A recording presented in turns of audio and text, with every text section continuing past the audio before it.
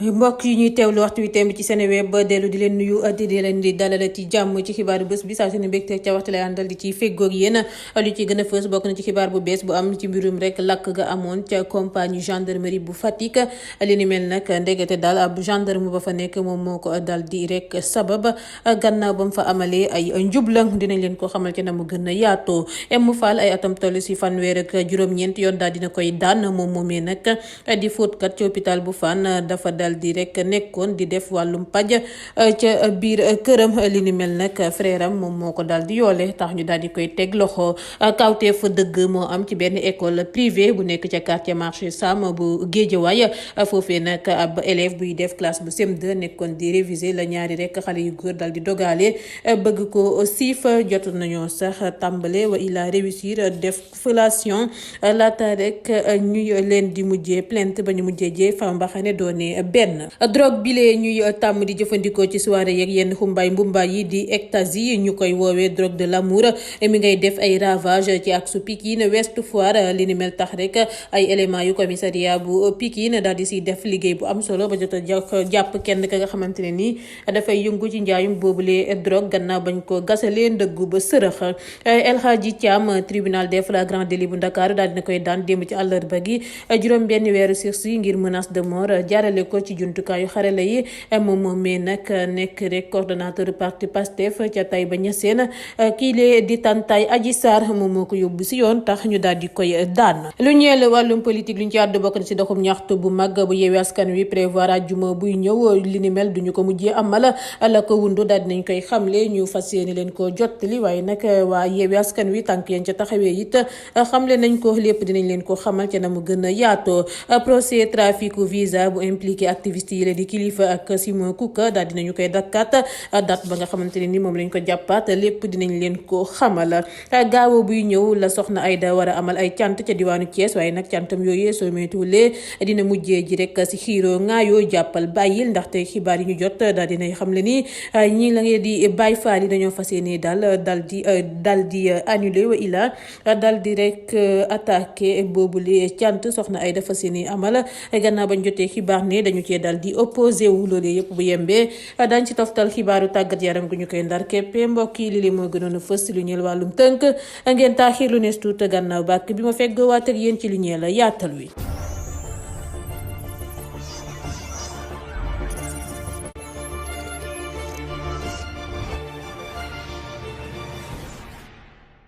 mu nga ak bàkk ba jib na nuyu nañ leen bu baax a baax yéen ñu ngi teelu waxtu wi temb ci Seneweb nañ leen ko diggee lañ koy daal di defee xibaar bu bees am na ci mbirum lakk gu am ca compagnie gendarmerie bu Fatick musiba bi mi ngi amoon guddi ba fukki fan ak ñaar jàpp fukki fan ak ñett ci weeru février enquête bu ci haut commandant gendarmerie nationale digle daal dinay rek takkal gendarme bi lee di Mayib Mbow moom moomee dafa commandé woon lu tolloog 200 carnet amende forfaitaire yuy jar 1500 benn bu nekk naka noonu ne la dal di rek jaglele document yi brigade ya ñu placé ci autorité am waaye nag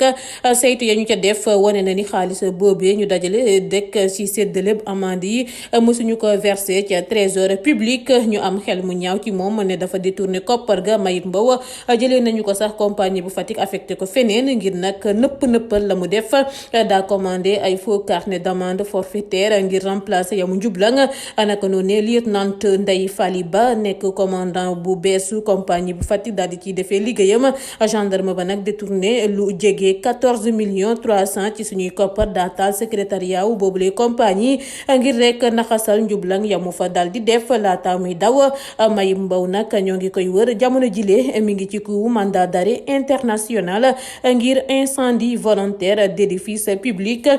faux et usage de faux contrefaçon de quittance de l'État détournement de deniers publics destruction volontaire d'édifices et de pièces comptables. M Fall ay atam toll si fanweer ak juróom ñeent yoon daal dina koy daan moom moomee di fóotkat ca hôpital bu Fann daal dinañu koy reconnaître coupable ci mbirum exercice illégal de la médecine ca tribunal des flagrants délits bu Ndakaaru moom moomee sax def na ay at yu bëri ca département wu ORL bu rek boobule bërëb bu fajukaay bu weesoo mbirum fóot ga M Fall moo yoroon tamit service déplacé ña tawat la muy côtoyer médecin ya bés bu nekk tax na mu miina jëflanteeg ñoom ak seen liggéey naka noonu la ubbee cabinet clandestin ca këram di def tamit réanimation frère am nag moo ko dénoncé tax ay éléments yu dikk daal di koy teg loxo ba policier yi wàccee këram saisir nañu fa ab carte professionnelle ba nga xamante ni docteur Agnang moo ko moom di ab pneumologue ca hôpital Fann ay bulletin d'analyse ay tensiomètre ay ampoule injectable ay tube de prélèvement ak yeneen i jumtukaay yu ñuy jëfandikoo ci wàllum paj ñu teg ko loxo ba noppi defeere ko parquet M Fall présenté nañu ko ca tribunal des flagrants délits bu Ndakaaru ay avocat wam nag xamle nañu ne daal bu dul médecin seen cliente boobee ne am na ay connaissance ci wàllum paj te su rek mënee def ay consultation dafa fekk ni kon hôpital bi jox na ko accord am attekat bi nag daal dinay écarté wàllum bu booboo loo doonul bi di koy toppee exercice illégal de la médecine ci li ni mel nag la ko daan 7 weeru kaso lëmb di ab peine bu ñu convertir travaux d'intérêt général. Police daal dinay démantelé tey ab mafia internationale bu bees buy confectionner ay faux documents administratifs bu ñu sukkandikoo ci observateur li ni mel impliqué na directeur hôtel bu siiw bile di Provençal nekk centre ville bu Ndakaaru ak patron centre d'état civil bu Pout lépp nag mi ngi bàyyeekoo ca ba ñu tegee loxo ab libano sénégalais ñaar fukki fan ak juróom-benn ci weeru mai ca Rosso Sénégal ca poste contrôle ba passager ba nag carte nationale d'identité sénégalaise la fa wone naka noonu la ko police frontière ba suspecté daal di koy fouillé si noonu la ñu fekkee ci moom ay kayitu juddu ak ab passeport sénégalais ci turam ba ñu ko nag tëppale ay laaj la mujjee wax lépp joxe ay détails yu mafia bi ba noppi yoole HCH patron hôtel Provençal bu mu ne daal mooy chef gang ba ñu teg ko loxo CCH libano rek sénégalais boobee xam le na ni 300 000 lay laal ci bépp deal bu mu def complot seek ay membre centre d'état civil bu Pout ñu jëli ko nag patron boobu les centre xam le na ni 20 jàpp 25 000 la doon laal ci bépp faux document bu mu defar depuis lu mot ñeenti at ñoom ñëpp nag présenté nañu leen procureur de la république ci waxtu bu ñuy wëree ñeneen ña bokk ca boobu les mafia bokk ci ab sénégalais ak ab libano sénégalais. kawteef dëgg moom moo dal di am ci benn école privée bu nekk ca quartier marché Sam bu Guédiawaye NDCD ay atam toll si ñaar fukk di def classe bu terminal la ñaari xale yu góor bett guddib àjjuma ñaar fukki fan ci weeru mai di koy jéem a violé bu ñu sukkandikoo ci observateur bu biral bi la xibaar YGN ak SD ñooy délinquant ya ñu visé ca plainte bu xale bu jigéen boobee nga xam ne gisul woon temps buy dem gannaaw ba mu sóoba woon ci ay révision wam ñaari xale yu góor ya nag jot nañu ko méttital jot a réussir ab fellation ngir rek faj seen ab aajo di lu yóbbee sax xale bu jigéen woowee nekk ci état wu doy waar jamono ji lee may wax ak yéen waajuram bu góor nag moo ko yóbbu ca ëllëg sa mu déposé ji plainte ca police wu Guédiawaye ci seen njeextalu garde à vue YGN ak SD yu reconnaître ne bazardé nañu téléphone xale bu jigéen boobee déféré nañu leen parquet bu tribunal bu Pikine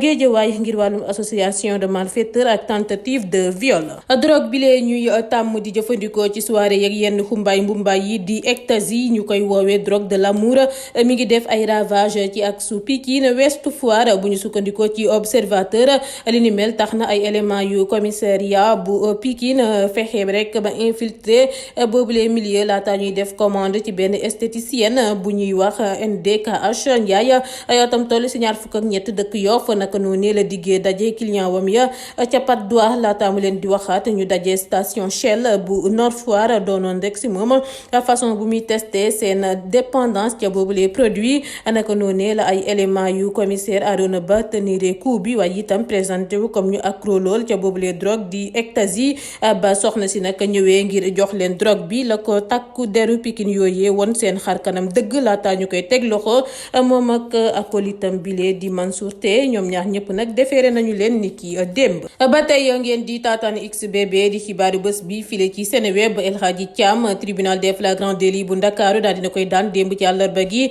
juróom-benn weeru sursis ngir menace de mort jaarale ko ci jumtukaayu xarale yi bu ñu sukkandikoo ci laas coordonnateur parti Pastef boobee ca Taïba Niassène bu Kaolack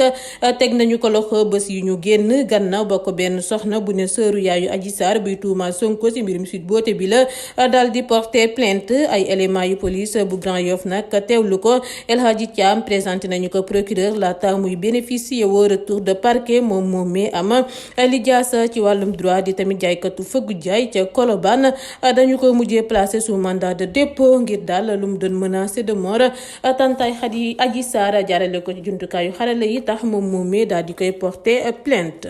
Cyril Bolloré PDG wu groupe français Bolloré njiitu réew mi Macky Sall dalal na ko démb ci àllarba gi gannaaw ba mu nekkee di amal visite file ci Sénégal patron bu beesu groupe Bolloré bi nag daal dina si prox ndool ngir féliciter président Macky Sall di jamono ji njiital Union africaine rafetlu na nag leadership am ba noppi souhaité ko bonne chance ci fonction wam yu mu am rek yu bees yi te am solo lool bossu nag groupe Bolloré bi nag dalal na xelu ña koy liggéeyal ci transparence bi maintien des emplois ak opportunités heureuses yi ngir Sénégal rachat des actifs portuaires et logistiques offrir leen ko boobu les activités nag dinañu ko finaliser bu yéexee ba yéex weeru mars atum 2023 ba loolu weesoo la xamle challenge bu beesu groupe bi file ci Sénégal di ab projet agricole boo xam ne nii dinañu ca rek produire ay produits yu bëri lool ngir transformer leen file ci Sénégal ba noppi def valeur ajoutée ak créer richesse ak emploi bu doy. Politique doxum ñaxtu bu mag bu Yewwi Askan Wi prévoir ajjuma buy ñëw duñu ko amal Mortal Tine nag la mu xamle moo di fédération démocratique des écologistes du Sénégal introduiroon nañu ba noppi ab demande ngir même bésu ba ñetti fan ci weeru juin gi ak même heure bi di 15h 19h bu ñu sukkandikoo ci préfet bi Yewwi Askan Wi déposé na fanweeri fan ci weeru mai atum 2022 te écologiste yi ñoo ngi déposé ñaar fukki fan ak juróom-ñaar ci weeru mai atum 2022 Yewwi Askan Wi nag amu ci kóolute ku jégi digg na ni sax dinañu surveiller loolee ñu xamle waaye itam dinañu déposé waat beneen demande ngir ab marche bu ñu prévoir àllarba juróom-ñetti fan ci weeru juin coalition bi nag dañuy dénoncer ay manœuvre politique u njiitu réew mi Macky Sall tey sàkku ci militants yi ngir daal ñu pare. Procès traficu visa bu impliqué activiste yi lee di Kilifeu ak Simon Cook dakkat nañu ko ba juróom-ñaari fan ci weeru sulet boobulee mbir impliqué tamit Thierno Amadou Diallo tey ci alxames gi ñaari fan ci weeru juin atum 2022 la ñu ko waroon a àttee ca tribunal bu Ndakaaru bu ñu sukkandikoo ci ab xibaar bu ñu jot mbir mi dañu ko dal di dakkat ngir retour des citations et éventuelles plaidoiries ci fàttali ñoom ñooñee ñoo ngi leen di toppee escroquerie association de malfaiteurs corruption ak tentative de faux ci ab document administratif. Passeport sénégalais bi dina am ay coppite ci rek durée validité am li ni mel nag commissaire Mohamed Gueye bu bureau des relations publiques bu police nationale moo ko xamle diir googee ñu àppoon ci juróomi at nag dinañu ko def fukki at décision bi ni mel mi ngi dugg ci rapport 2021 police nationale ab rapport bu ñu présenté tey ci alxames gi presse bi bu ñu sukkandikoo nag ci même rapport bi ci atub 2021 bi 243 565 passeports la ñu produire 7658 cartes d'identité d'étrangers accordées yokku ci 435 sauf conduit. Gaawo bi di ñëw la soxna Aïda war a amal ay cant ca diwaanu Thiès soxnam dem si yàlla Cheikh Béthio Thioune bi woon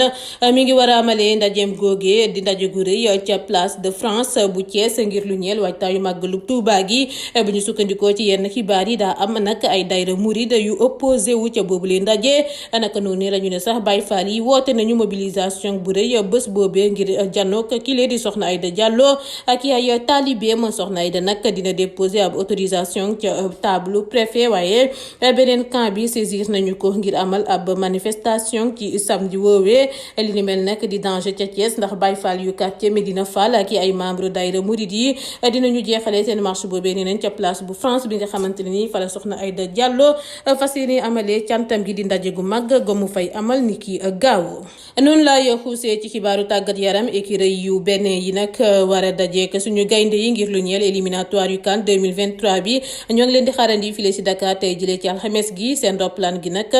bàyyeekoo na tey ca Cotonou ba 14h jotee di ba 13h jotee file ci Ndakaaru Benin di adversaire u Sénégal bu njëkk ngir éliminatoire yu CAN 2023 bi dinañu ñëw Dakar sans ñaar ci ay cadram di défenseur bile di Cédric Khountundji ak Jordan Adeoti écurie yu ñu éliminé nag ci CAN 2021 bi créé loon nañu sax ay jafe-jafe yu tar suñu gaynde yi ci quart de finale CAN 2019 bi ca Égypte laata ñuy incliné wu gannaaw ab biiwu ki ngi di Idrissa Gana Gueye mu ngoog file la ñuy buuree xibaaru tey gi jaajëfal leen bu baax a baax yéen ñu ko doon teewlu di leen dig daje ba léegi ak jàmm ak yéen yeneeni xibaar ba tey file ci Seneweb am leen weekend lu jàmm ak salaam.